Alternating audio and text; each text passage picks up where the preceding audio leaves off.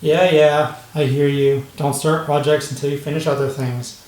But I'm doing it anyway. Just a quick explanation. This is a Suzuki JR50, and I think it's a 97. And it's too small to ride for me as an adult. I'm still gonna do it, but like it's not meant for that. But it is just a little 50cc two-stroke. I think it's 2-speed. The explanation is that in order to build other projects, I need money to do that. And in order to do that, I need to flip stuff. This will be probably just a 2-episode build. So the process for this video is going to be really straightforward. Just going to take the camera up close and show everything that's damaged, broken, needs to be fixed. Then I'll go outside and clean it, roll it back in here, and then we can start making a shopping list. Then I'll order stuff and then fix it. So yeah, really easy and shouldn't take too much time at all. I've noticed it. I don't know if it's an actual thing or because of how I transported it, but something on the oil injection system leaks because there's oil everywhere and it's really grimy. This chain is very sloppy. I can see where it's rubbing on the frame and also on, well, I guess it's actually the part where it's supposed to rub on. But either way, this needs to be tensioned because that's way loose. And it looks like this thing's almost at full tension already, so I may have to pull out a link because that has a lot of slop in it. Oh, it only has neutral and drive, so I guess it's only one gear. Got some leaves up in here. I may need to replace the chain guide. I can't really tell if it's supposed to have those grooves in it, but maybe it does, maybe it doesn't. I don't know. I think the silencer's missing, it looks like. Maybe that is the exhaust tip. I don't know. It takes a lot of force to move that. I don't know if that's normal or not, but we may have to do some sacrificial oil through the transmission to see if we can get that to loosen up, or maybe that's just from sitting. I don't know if that sprocket's the original size. That looks kind of small. And it looks like the shroud is bent and also too large.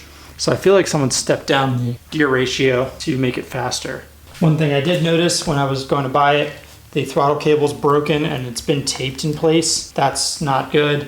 The brake lever's broken, obviously because someone has dropped it. This left-hand grip is a little tore up, but not super bad. And the other thing I noticed is somebody has cut off the steering stop, because normally the steering would have stopped there, but now you get an extra couple degrees out of it. I may just clean that up and put a coat of paint on it because it looks very roughly cut. I'm not sure if I'm going to do anything about this yet, but if these forks have fluid in them, I'll go ahead and change that since I already have the fluid. If they're just spring, then we'll just leave it alone. Just see what the filter looks like.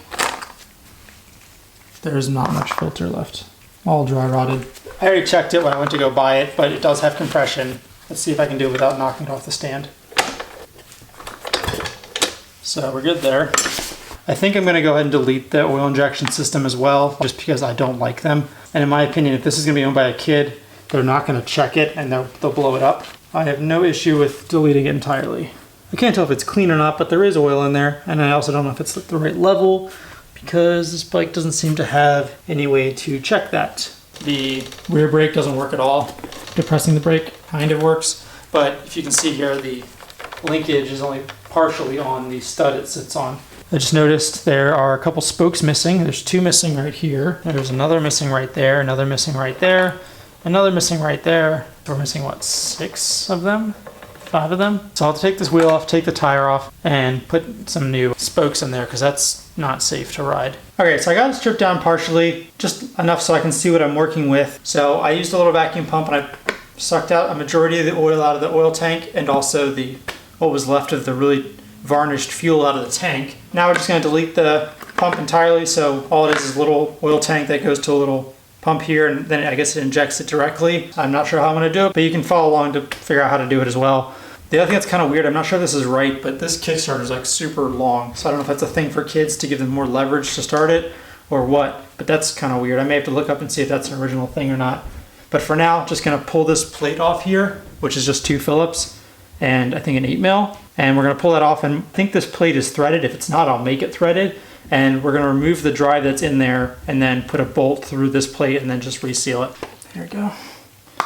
Luckily, no oil in it, so that's good.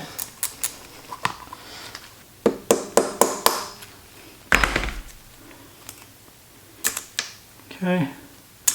Only rip the gasket a little bit. And I saw there's like a drum in here that needs to be removed, which is part of the pump assembly. I'm not sure how to get this drum out just yet. From what I saw though, so there really shouldn't be anything holding this in while I wait to try to figure out an idea for the oil drive. We're going to test for spark real quick. I'm not sure if you can see it or not, but it's doing it. This is the issue I'm having right now is there was a dowel in this hole and a spring, and this one was already open. The only way to really remove it is to like try to wiggle it free, I guess. But trying to get pliers that fit that also aren't weak and won't bend. So I'll figure something out. Hey, okay. I'm not sure what material this is. It seemed pretty soft, so I just put a self-tapping screw in. It's not even in that far. And that's all it took to overpower the viscous tension that was holding it in. So it probably didn't even damage it, so that's good.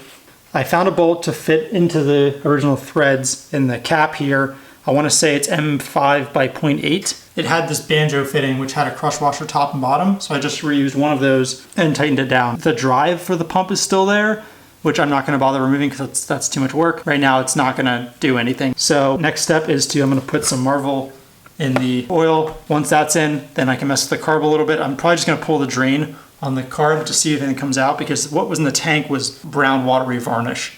But hopefully we can get away with not rebuilding that carb. There's supposedly a jet you're supposed to remove from that carb too once you do the oil pump delete. See if we can get this drain out real quick and see if anything comes out. Hopefully nothing. Oh, okay. Well, that's good. Like, this was just from the little plug I just removed. Spray a little bit in here to see if I can get any out. More than likely this carb will have to get rebuilt, or at least pulled off and cleaned. I just want to test to see if this thing runs, that's all. I noticed this too, the choke handle is broken. So I'm gonna see if I can order one of those, or I can just weld a piece on there. And then other than that, the throttle cable is broken. So what I'm gonna do is I'm gonna cut back the housing on the throttle cable a little bit. That way I can access the core, and that way I can operate the throttle. Is there a cable in here? Yes, no. What the fuck? Where's the cable? Did they remove it entirely? I wonder if they ripped it entirely out of the carb. Okay, well I guess we'll pull the top of the carb off real quick. Okay, this is stupid. I guess we're just pulling the carb off entirely. I have to get the slide moving. That'll be enough for me to control the throttle. I've just removed what's left of the old throttle cable.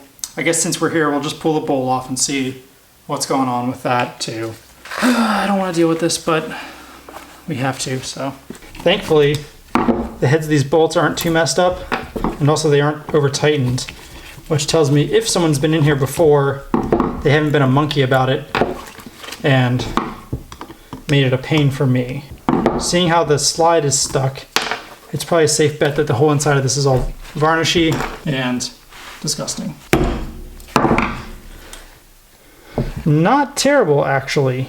It's bad, but like, it isn't the worst I've seen at all. Like, it's mostly just slime. I could soak this in my parts cleaner, but that means taking the gasket off, which also means having to replace the gasket, and I don't have one right now. So we're just gonna do a quick spray out.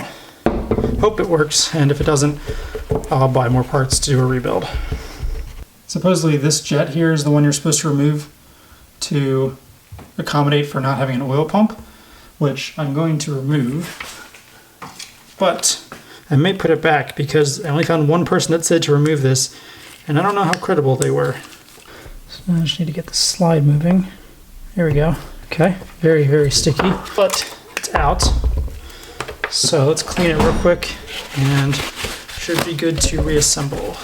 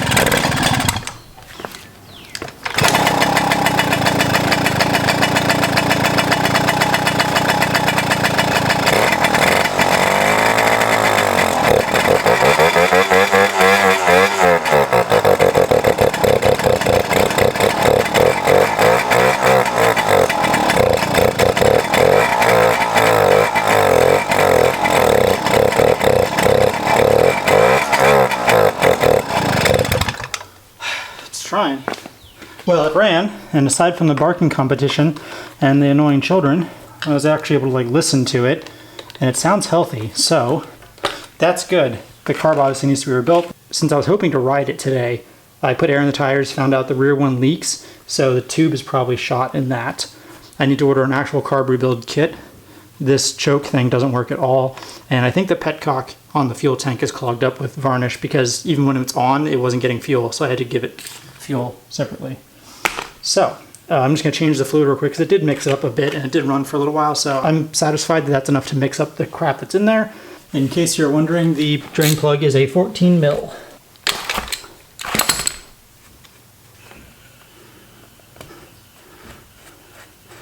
There's definitely crap mixed in there. A lot of the red is just the marble, but I see streaks of black, which I would assume is like clutch material, but it's really aerated right now too. There's lots of air bubbles in it because it was mixing up.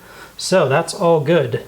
I'll have to let it sit for a little while to see if there's any real metallic in it because I can't tell given how many air bubbles are in it.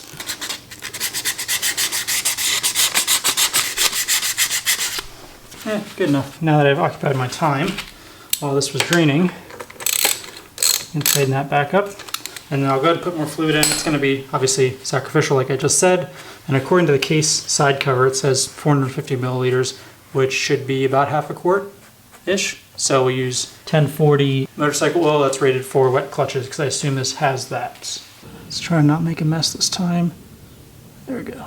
So I've done some internet searching and I've made a few discoveries. First of which, the rear sprocket is a 28 tooth factory. So that is right.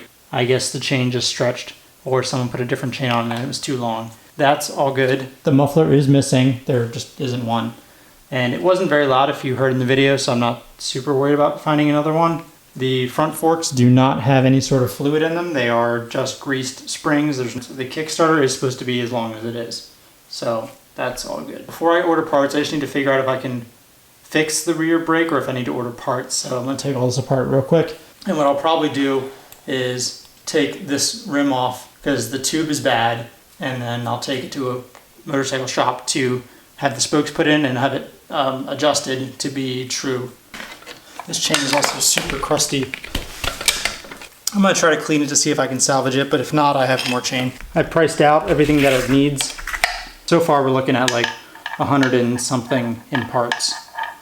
And a lot of that is stuff that's not super necessary, like the grip, that's all worn out, but it's a matter of like, I'm gonna be selling this thing, so I need it to look good. Very chunky. Okay, so that can get cleaned, and then I'll also clean this up while I'm at it because there's just layers of crap in here. This bolt is a metaphor for this entire bike. This bike is also a nightmare to balance on this stand. Like there's no flat bottom to it, and it's just weirdly balanced. So like, no matter what I do, it like keeps trying to fall off. There we go. And like I said, now the bike's all misbalanced and it's trying to fall because it's a piece of crap. Stay. Okay, well, the brakes look pretty good. I think I need to order a new arm because it's all tore up and it doesn't seem like I can get it off this cam very easily. Everything has grime and sand in it. It's just every single thing. This thing is gonna weigh less when I'm done cleaning it. So yeah, I think, why are you focusing over there? So I think the arm is what's actually messed up here. It looks like the teeth on the little cam are fine, which is good because the arm's like $3 and the cam's like 10 bucks. I may or may not have forgotten that I left this chain sitting in degreaser for 5 days, but it turned out for the better because it seems to be a lot better. Before, if I were to move it around, it would bind up and also you could hear the sand in it. Now it's still not great. This is definitely a used chain, but it's a lot better than it was. If you see right here, someone has sawzalled most of this coil mount, and I don't know why they did that. There are two mounts, so this doesn't really matter, but I can in good conscience just leave this here knowing this exists. So I'm just gonna clean up the paint a little bit and then just weld this up because I can't leave that like that. So I've discovered a few things upon doing some Googling. It turns out that removing the jet that I did in the carb is a common mod to get more power out of this engine. So if you think about it, there was two jets in parallel. The second jet gets a restricted amount of fuel because the first jet restricts it. So if you remove that first jet, the second jet now gets no restriction to fuel. The second thing the internet says is a common mod is this engine got used all over the world and only the US model got one gear. And in its current state, this bike gets neutral and second. And if you do one certain little thing to the gear selector, you can access that first gear. And Suzuki, I guess, decided that it was easier to leave the transmission intact and just change the gear selector to not give us the first gear. I'll do a little diagram to explain what's going to happen, but I'm going to do that probably not just yet because it means taking off the side cover, and I need the gasket for that side cover, and I just put fresh oil in this. That won't happen right off the bat, but I'll just show you real quick of how that's going to work. Okay, so once you take off the side cover, there's a shifter selector that looks kind of like that. And if you look in the center of it, there's a notch cut out of it, and there's a peg that it pivots on. So this moves back and forth, and this position is technically neutral, and this one is second. So it can only move back and forth, that one spot. But if you take a Dremel and cut out that, this is now first. So it allows the shift arm to move just, not much space at all. That's all it takes to engage one more gear. So the only problem then is this arm can't really be removed from the engine easily without splitting the case. So you have to take the side cover off and jam a bunch of rags and stuff up behind it so you don't let a bunch of metal shavings into the engine. Either way, this is the little doodle of what we're gonna do. So I'm actually really happy the carb still needs to be rebuilt because I would have ridden around and I didn't realize how sketchy it was until I had to explain it to somebody else. So if you remember earlier I said the rear brake didn't really work, which meant only the front brake works. And since the throttle cable's broken, you have to use your hand to operate it. And guess which hand also operates the front brake? It would have meant riding it around with either no brake or no throttle. I'm pretty happy that didn't work out the way I wanted it to initially.